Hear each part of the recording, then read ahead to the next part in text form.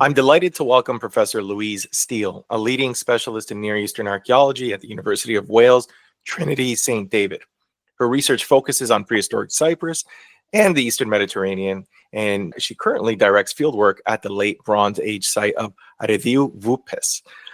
Today, she is here with me to discuss Cyprus in the Bronze Age and its relationship with Egypt, which is very, very fascinating. Louise, thank you for accepting my invitation. Thank you, Andreas. My pleasure. Diving right into it, I realize in my experience in recording a number of episodes that one of the ongoing challenges in Cypriot archaeology, it seems to be addressing the legacy of colonial interpretations. So how does this post-colonial theory help us reevaluate Cyprus's role and significance within the broader field of archaeology? Yeah, I think one of the important things is to bear in mind that Cypriot archaeology was born out of colonial excavation activity, which is quite uncomfortable to look back on as a British archaeologist. But, you know, in the 19th and certainly up to the mid-20th century, it was foreign archaeologists who were excavating, who were creating the narrative, and they were doing it through their own perceptions of what Cyprus was in relation to the rest of the East Mediterranean. And it didn't quite fit a Hellenic ideal, and it didn't quite fit the Near Eastern ideal. So it's an interesting thing. And I think a post-colonial narrative, I think it's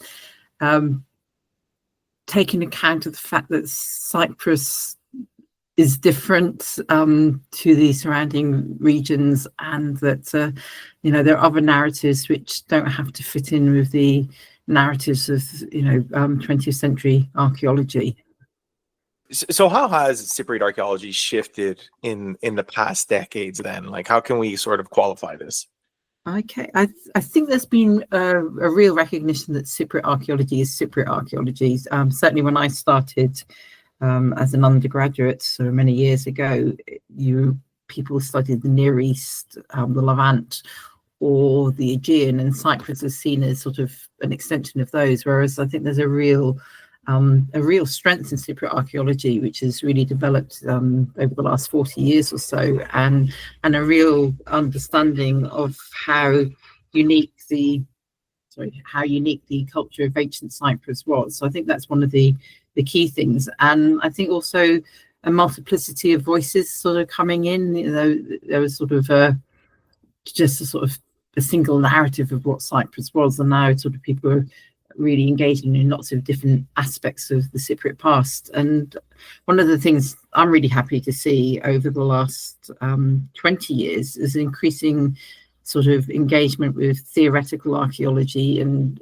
rather than just creating typologies and writing meta-narratives about things like state formation and trade and exchange, are really focusing in on the daily life of Cypriots and how their lived experience and how they work with material culture, and how they created their social spaces, their domestic places and places of worship. And I think that's really changed. It's really put people into the Cypriot past, which is lovely to see. It's a very, very different archaeology to the one I learned as an undergraduate. Right. And one other thing I noticed is just also the surprising amount of local agency that sees Cypriot history as independent actors. Oh, absolutely. I think that, again, there was this sort of sense of Cypriots learned things from the surrounding cultures, that their innovations were coming from Anatolia, from Mycenaean Greece, and that Cyprus was just sitting there waiting for these things to happen. Whereas I think there's a far more dynamic response to that, and this sort of recognition that that there might be foreign influences, but how people respond to those is very much on in relationship to their own agency, their own needs, what they want to do, and there's a sort of a very much personal choice in a lot of the adaptations that are made throughout Cypriot prehistory. I see that a lot in the late Bronze Age, that you see things coming in from the Near East or from the Aegean, but they're reinvented, they're renegotiated in a Cypriot context, and they take the bits that they want and they rework them and they make them thoroughly Cypriot. So you use the third space as a lens or a reflection of this post-colonial thought. Now, admittedly, first time I've ever heard of the third space. So can you just tell us about Cyprus in the Bronze Age through that lens and how you use this third space to kind of investigate and explore this post-colonial thought? Yeah, I think the idea of the third space, that comes from an Indian author, Homi Bhabha, and he's one of a number of post-colonial scholars in the mid to late 20th century who really focused in on the idea of local agency. And the idea that I found quite exciting about the third space is this idea of a contact zone where different people come into contact with each other might be through colonization, it might be through trade, it might be through all sorts of a variety of different ways. But the idea of this third space is it's a place of contact, but there's no assumed sort of hierarchy within there. And I think that works really well for Cyprus, where certainly in the late Bronze Age, we don't see much evidence for Cyprus being colonized or invaded by any of the great powers. So the Hittites certainly claim that they ruled Cyprus. But there's this definite sort of melding of ideas and this sort of new material culture, new ways of doing things, new practices in life and death, that you see the Cypriots taking something from other cultures, but sort of renegotiating it in their own terms, and it makes something very new and very different. So you can't really quite pin things down. It's not Cypriot as it was in the Middle Bronze Age. It's not Near Eastern, it's not Aegean, it's something new, which is a sort of bringing this combination of ideas together. And the idea is, I think the third space allows people to negotiate these things and in a sort of level playing field rather than assuming sort of cultural dominance or hierarchy. Yeah, that's interesting because we are going to be talking about Enkomi, and I think that's like a perfect example of the third space that you were talking about just now. Before we talk about Enkomi, let's just really briefly chat about Cyprus in the late Bronze Age and its interconnectivity with other polities in the Eastern Mediterranean. So just broadly speaking, how can we describe this period? Oh gosh, it starts off sort of quite a rapid period of change around about 1700, 1600. The transition from the Middle to the Late Bronze Age.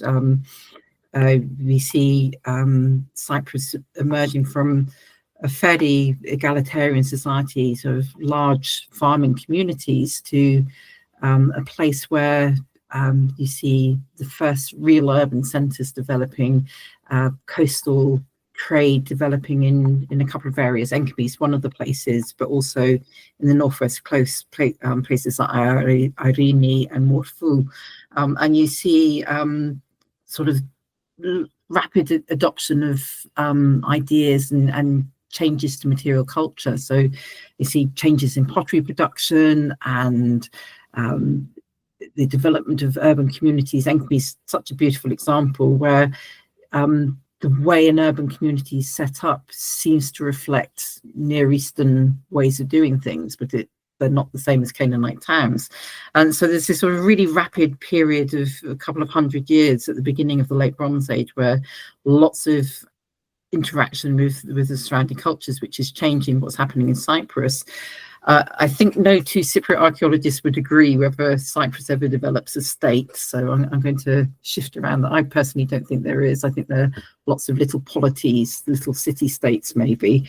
But there's definitely the development of settlement hierarchy. There's the increasing exploitation of Cypriot copper, which I think Lina Kassinidis spoke about with you in a previous podcast. So there's exchange, sort of trading of copper, import of tin to make copper into bronze. And by the time you get to the 14th century, definitely the urban centres are increasingly monumentalized. They're set out on a grid system. Canaanite ways of managing water seem to be imported. There's evidence for writing, not much writing, but there's evidence for writing. There's evidence for the adoption of sealing systems, and Cypriot communities, certainly in the urban communities, become very wealthy, and there's a lot of consumption of gold and silver, jewelry, which you mainly see in tombs. There's lots of exotic materials coming in. So from a fairly simple way of life in the villages of the Middle Bronze Age, where most things are made out of pottery, at least things that survive, pottery, textiles, and maybe a few metal tools and weapons. You go to a place where they've got access to ivory, they've got glass, they've got faience, they've got gold and silver, brightly coloured beads coming in, sort of occasionally carnelian. And this is sort of creating a very different material world, and one in which clothing is being manipulated to express identities, and possibly even practices. There's a suggestion Lindy Cruz put forward that the Mesopotamian practice, or the Mesopotamian Syrian practice of Kispum, which is an ancestor cult involving feasting of the ancestors, is introduced to places like Enkomi, and maybe other things are being brought into the island as well. So it starts off very rapidly, and then you just sort of see a really, really wealthy, thriving island community, and lots of urban centres around the coast. The hinterland's less well known, but we know that there are farming sites, we know that there's mining sites, and that's an area which needs a lot more exploration. Yeah, so this really sounds like it's a period of affluence, a lot of conspicuous consumption going on. Obviously, the success of the copper trade. What about Cyprus's relationship with Egypt specifically? I mean, that is going to be the focus of this episode. But apart from the archaeological finds, which we are going to discuss shortly, can you tell listeners what we can glean from Cyprus's status from the Amarna letters, which are very revealing? I've talked about them many times, but if anyone's just tuning into this episode, I think this helps put a lot of context. Yeah, the Amarna letters are brilliant, actually. They're a series of letters written by various rulers around the East Mediterranean, primarily the Hittites, the rulers of the Canaanite city kingdoms, the Babylonians, the Assyrians, and also this place called Al-Ashir, which is almost certainly Cyprus. So there's still a couple of scholars who don't quite buy it, but there's sort of, I think the evidence is more or less conclusive that Al-Ashir and Cyprus are one and the same place. I think there's about 5 or 6 letters from the king of Al-Ashir to the Egyptian ruler, who is probably Akhenaten, based in Amarna. And the Amarna letters have a 2-tier system. So there's the great kings, the great rulers, the Hittites, the Mitanni, the Babylonians, and the Egyptians all address each other as my brother, and the lesser rulers of the Canaanite city-states will address the Egyptian king as my father, and he will reply to them as my son. So there's this sort of sense of this familial relationship, but also this sort of this hierarchical distinction between the great kings and the smaller rulers of the Near East. And there's a lot of evidence for gift exchange embedded within in these letters, the gifting between the different rulers. There's a very formulaic sort of way in which the letters are written. Al-Ashir is amazing because the tablets from Al-Ashir, which petrographic analyses have shown that they probably come from an area south of the Troodos Mountains, between Alassa and I think Calabassos, that's sort of a little bit of southern Cyprus. The king of Al-Ashir, he writes to the king of Egypt as my brother. We obviously, unfortunately, don't know the response, and I don't know what the king of Egypt thought about this, but that suggests that Al-Ashir considered itself to be one of the big boys, one of the major rulers in the region. Just to caveat that, Hittite sources tell us that Al-Ashir was one of their vassal states. We can't demonstrate that on the ground. There's no evidence on the ground in the form of things like Hittite bullae to support that. So it's sort of just these very tenuous sort of indications. But the fascinating thing with Al-Ashir and the Amarna letters is that there is a horizon of stuff turning up in Cyprus, which sort of seem to reflect this very, very special relationship, or this very particular relationship. And you know, there is a horizon of named objects, the names of either Amenhotep III and T, who were the parents of Akhenaten, or Akhenaten and Nefertiti, and there's a couple of sort of quite prestigious objects, and one of the latest Late Bronze Age objects found in Cyprus actually dates to the early Iron Age. It's a lovely scarab, and it's a lion hunt scarab from the reign of Amenhotep III, and it's the sort of thing he would give to people as a gift, you know. And these are quite large objects, a little bit larger than an ordinary computer mouse, quite hefty, and they tell stories about the exploits of Amenhotep III, and one of them's the lion hunt, and he did give these as gifts. One of them made its way to Cyprus, and we don't know when it got to Cyprus. I would like to think it got there in the Late Bronze Age. It sort of makes sense, and it was eventually buried in a tomb in the 11th century at the site of a place called Kuklia Skales, which is the site of Paphos, and it is very bashed around. It's very, very broken. Very, it's obviously had quite a life. So it's sort of quite intriguing to think that that's been in circulation maybe for 3 centuries before it gets buried. But it does seem to make that very, very interesting link between Cyprus and the Amarna period rulers, or the Amarna period and slightly earlier rulers in the late 18th dynasty. Okay, so there's, you know, a myriad of Bronze Age sites across Cyprus, and we touched upon Enkomi because none seem to be as significant as Enkomi. You know, correct me if I'm wrong, but at least it appears so. So for those unfamiliar with this site, what can you tell us about it? Okay, so Enkomi appears to be special. I'm not sure if it is necessarily the most special. I think it's House Sultan Teke. It's looking quite interesting as well. But Enkomi is located on the east coast of Cyprus.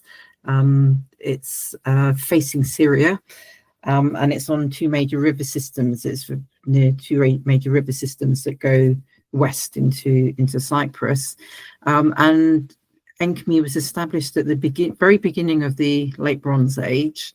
The first evidence we have from Enkomi is a building called the Fortress, and there's evidence for metallurgical activity at the Fortress. It's a large building, partly residential, but definitely controlling metallurgical activity. There's some wealthy burials associated with it, and also evidence for writing from this very early fortress, some of the early Cypriot known texts. So that's the first thing that we see there. And Enkomi is really, it's an amazing site. It's quite hard to maybe get your head around it because it's been excavated by many different people. The British Museum excavated there at the very end of the 19th century, and they excavated a series of tombs. Much of the material from these tombs is now housed in the British Museum, and they've done a wonderful job of digitizing that information. So that stuff is really available for people to look at, and quite a bit of it's on display. The British Museum didn't realise that there was a town there. Then the Swedish Cyprus expedition led by Gjerstad in the 1920s excavated, I think, nearly 20 tombs, around about 20 tombs there. They failed to notice that these tombs were underlying the houses of a town. They thought the overlying the tombs was much later.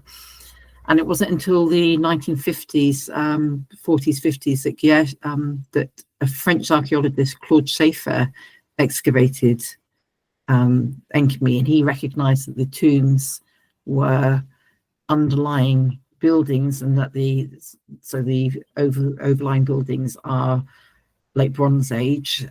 So you've got this amazing Late Bronze Age town, which is laid out on a grid system.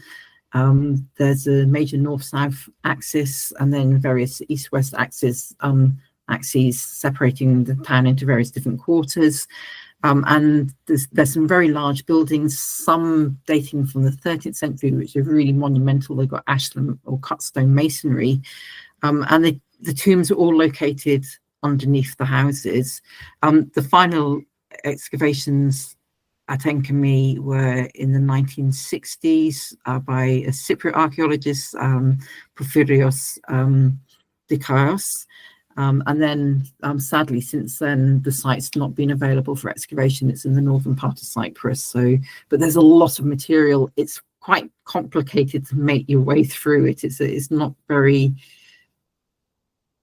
easily, the way it's been published, it's quite off-putting, but there is an amazing, just to plug a friend, amazing couple of chapters in Kevin Fisher's new book, which deal with Enkomi and the archaeology of the town. So but yes, it's an amazing site, and I think around about 100 tombs have been excavated there by the various different expeditions, which are very wealthy. In one of your papers, you wrote, and this is a quote, Enkomi, in contrast with other sites that had interaction with Egypt, appears to have been more of a middle ground where cultural exchange largely occurred without the application of force, end quote. So is there any reason why Cyprus remained out of the reach of Egypt's other colonial activities, which I was surprised to learn that they had some along the Levant? Yeah, that's a really interesting question. Yes. There's a lot of evidence from the beginning of the Late Bronze Age for Egyptian military activity all along the coast of the Levant, as far north as Carchemish, which is just at the bottom end of the Turkish bit, just north of Syria. And the Egyptians established an empire in the Levant. There's evidence for various Egyptian residences. There's evidence that there were places like Rehob and Bethshan where there were Egyptian garrisons.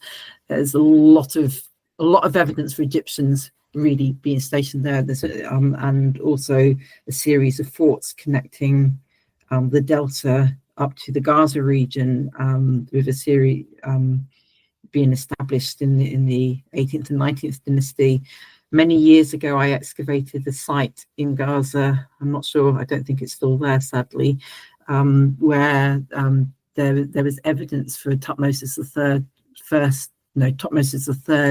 and Hatshepsut doing something there. We're not sure exactly what. It was the architecture was very fragmentary, but we found their names on a series of clay cones. So there's a lot of evidence that the Egyptians were not only they had established an empire in the Levant, in the southern Levant, in what would be modern Syro-Palestine, the southern bit, and also there are lots of temple texts and sort of which refer to these things, the annals of Tutmosis III, various stelae being erected, which sort of mark boundaries. So there's a lot of evidence that Egyptians were doing stuff there. In Cyprus, there's one possible thing, which I think you're going to come to later, so I won't mention that. But really, there's no evidence that Cyprus was under Egyptian control. And in fact, I think Egyptian contact with Cyprus is actually quite late in the Late Bronze Age. It's coming in around about the Amarna period, the reign of Amenhotep III, and then the Amarna period. So the late 18th dynasty is where the Cypriots really start engaging with the Egyptians. Prior to that, I think they were looking more towards the north. There are really close links between Ugarit and Enkomi in particular, but Ugarit and the other towns in Cyprus. And that's something which has been very well studied. But this shift towards why Egypt becomes important in the Amarna period is quite interesting, and I don't think that's really been analysed in any great detail, which is interesting. It's sort of a PhD spoiler for anyone who's looking for some research out there. Yeah, you actually alluded to it just now. There is a possibility of conflict with Amenemhat the second. conflict between Cyprus and Egypt during his reign. What is that based on? That's based on a stela from the Mitrahina stela, which I believe comes from Memphis, and it dates to the reign of Amenemhat II, and it is based on the identification of a place. I'm not really exactly sure how to say this, but I'm going to say Issi or Iyasi with Al-Ashir, and it definitely mentions a military campaign at this place, Iyasi. So it's really dependent on the identification of Iyasi and Al-Ashir, and this is a period where Al-Ashir is beginning to emerge certainly on the consciousness of people in the East Mediterranean. It's a period where we get the first references to Al-Ashir in Near Eastern texts from places like Mari and Al-Alach, talking about copper from Al-Ashir. So it's not beyond the realms of possibility that the Egyptians have learnt this word and that it is Al-Ashir that they're referring to. But in terms of it would have been very one-sided. There's nothing on the ground in Cyprus that would really support that. But there is one scarab that I know of, which is in the British Museum, which is attributed to Senusret the First. So that dates to sort of the 1971 to 1926 BC is his reign. It was found at Enkomi, but it's a lot earlier than the city of Enkomi, 2 centuries earlier. So that's the only contemporary evidence I think that shows Egyptian activity in Cyprus, but there's nothing on the ground that I think anyone can point to, and it might just be that Egyptians went there, didn't really do much, went back in and claim. Egyptian rulers sort of do claim a lot of things which are not necessarily true. So, but my Egyptology colleagues were very, very adamant that this is something that should be taken seriously, and my Cypriot colleagues were, there's not really any evidence for this. And I think going by the archaeology, no, but it is an interesting thing, and definitely something that needs to be taken into consideration. What are some of the typical Bronze Age artifacts that are found from Egypt? Let's dive into sort of the material culture that's been excavated throughout the years, what's found at the British Museum, and so on and so forth. I want to just frame that with another question in mind. So obviously, what are the typical artifacts, and are we able to distinguish between those imports and pieces that have been reworked into identities and their own practices in Cyprus? That's a great question. So I think the archetypal and the Egyptian thing anywhere is the scarab, and scarabs, scaraboid rings appear in Cyprus in the 14th and 13th centuries. That's when they start to appear. So that is the classic thing. But also Egyptian signet rings with little inscriptions on them. They start turning up at that time.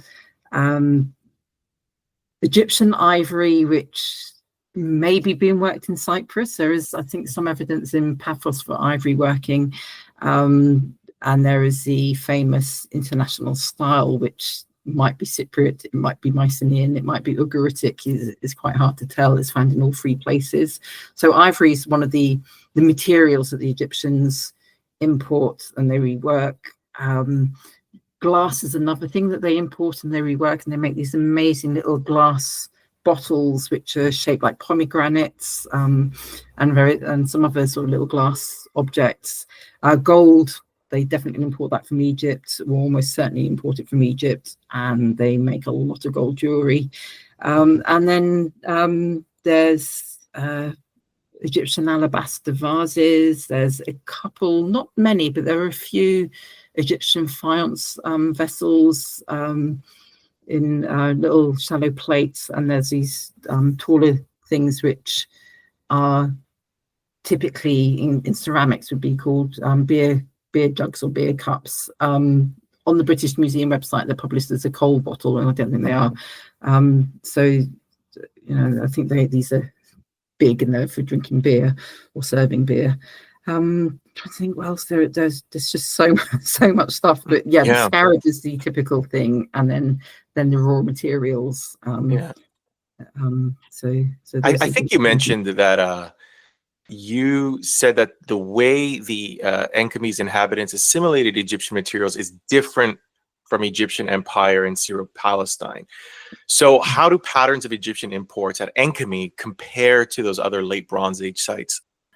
I've done a lot of work on the site of Dar el-Balah, which is just south of the Wadi Gaza. And there was a major Egyptian settlement there, and some very wealthy burials which had Egyptianizing material in them. And it's very hard in some places in the southern Levant to decide whether things are Egyptianizing or Canaanite. But the idea, there's certain things that you get in places like Dar el-Balah. There's the occasionally Shabti. There's a lot of carnelian, and I think it was the carnelian which really struck me.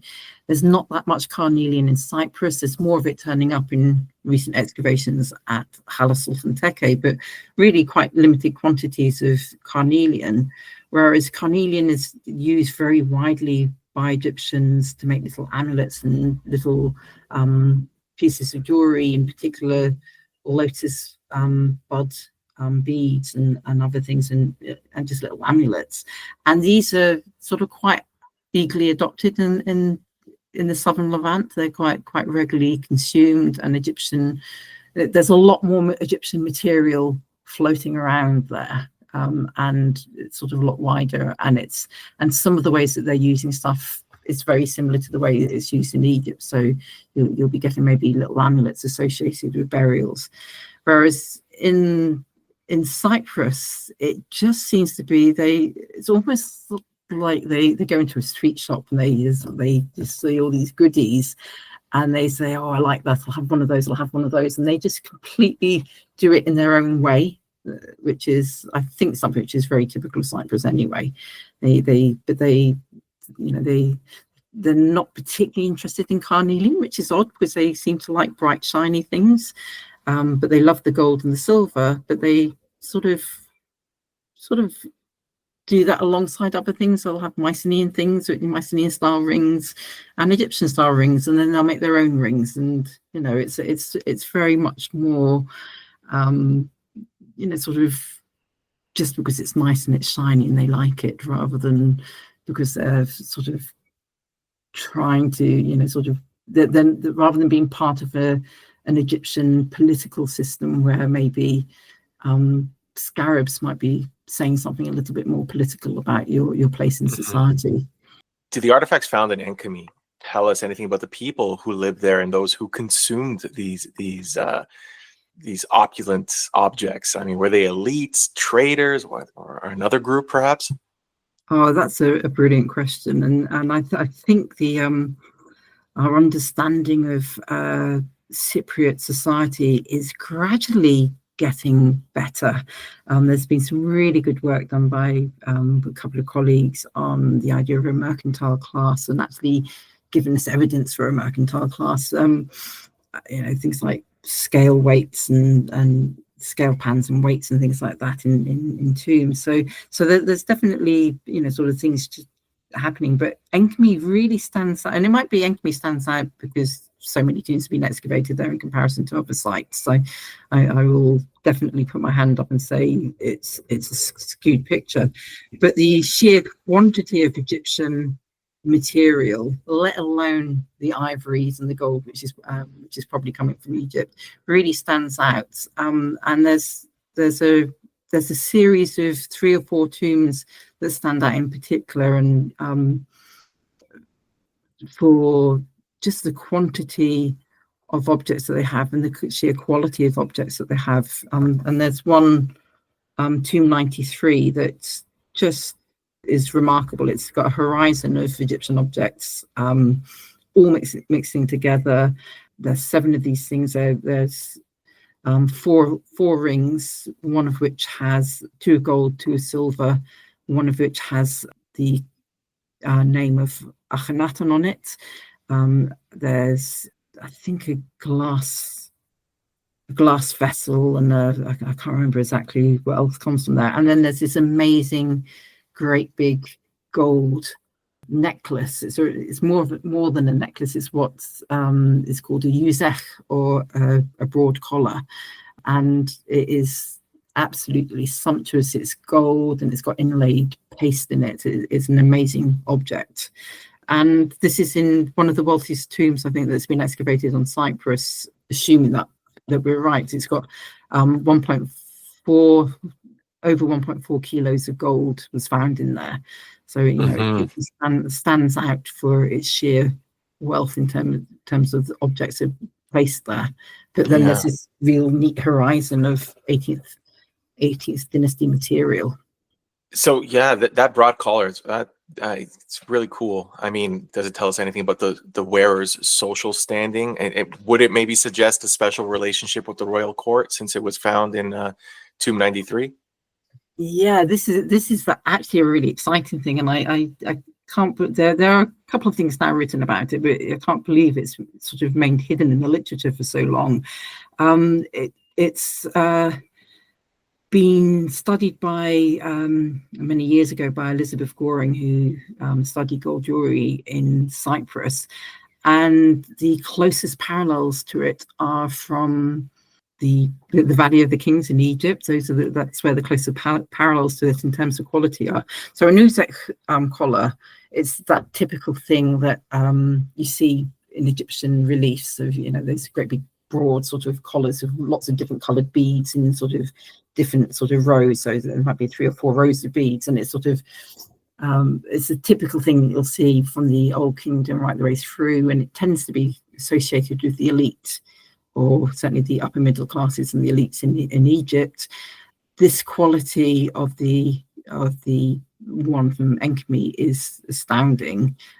Think that it's found in Cyprus. That I only know of one other Uzech collar or broad collar that's been found outside Egypt, and that's at the Temple of Lachish in a very Egyptianizing sort of context. But that one wasn't the same quality. It's made out of, it's very beautiful, but it's made out of faience, lots of faience beads, whereas the gold and the inlaid paste is just exceptional. There might be, there's a little inkling I've got in Hala Sultan Tekke in recent excavations, a little sort of palmate piece of gold and carnelian, which might come from an Uzech collar, but there certainly isn't a complete Uzech collar there. So that sort of just got me really interested. Why is there this collar of such exceptional quality? Nothing like it in the Near East. In a tomb where we know that the horizon of Egyptian objects is Amarna period, and then it sort of takes you back to the Amarna letters, and you think, okay, it's sort of it's circumstantial evidence, but it sort of seems to fit together quite nicely. We're going to come back to scarabs for a second here. I mean, you talked a lot about scarabs, and when we start seeing, I think, the appearance of Egyptian identity markers, if I can use that expression, in the late Bronze Age, there's also the Senosret, if I said that right, scarab, which you call an object with multiple social lives. So what do you mean by that? And I know you mentioned they were gifts, but what sort of function do they have, these gifts? Were they simply like a status object? Did you display it? Do we know anything about that?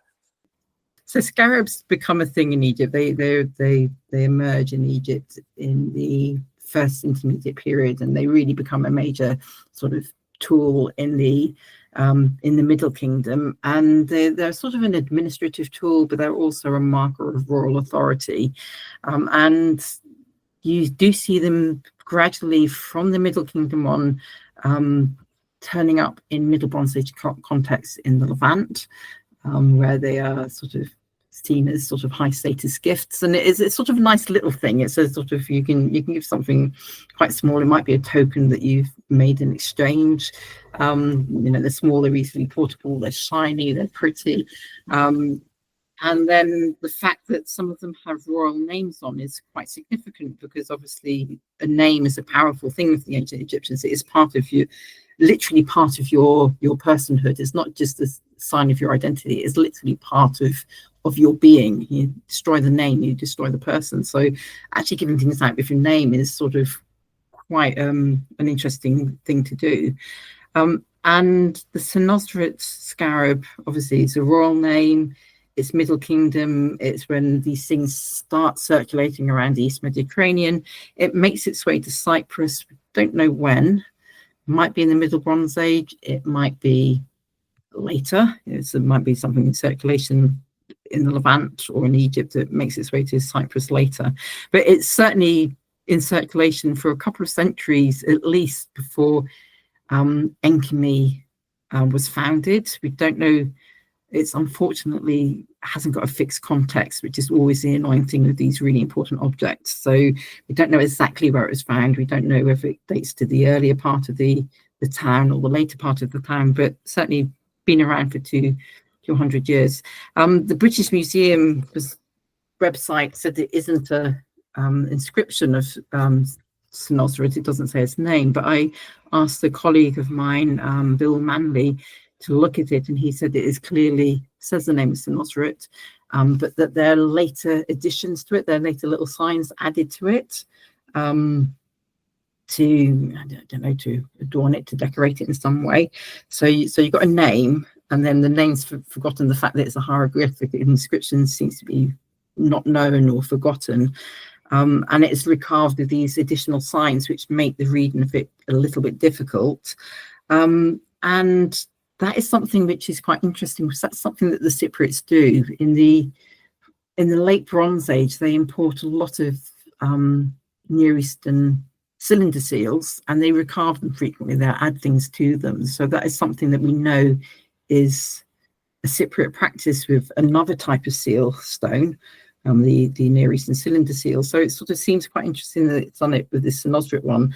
And so I sort of think of it as being an object that starts its life, and I really think of it as having a life. It starts its life in Egypt. It's made, it's given the name of a king.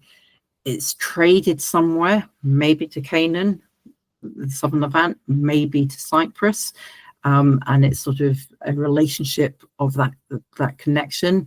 And then we don't know its story after that, but it's in circulation for a long period of time, and then probably in the late Bronze Age in Cyprus, it's given a new lease of life of this sort of these shifts to this the inscription, this recarving, and it's sort of got a new identity. It's linked back to this Egyptian pharaoh is forgotten, but the fact that it's an Egyptian object and it's got pretty signs on it, that's remembered, and it's got a different life, a different identity, different associations. And sadly, we don't know how, where, and when it entered the archaeological record. It's all we know is it was found in Enkomi.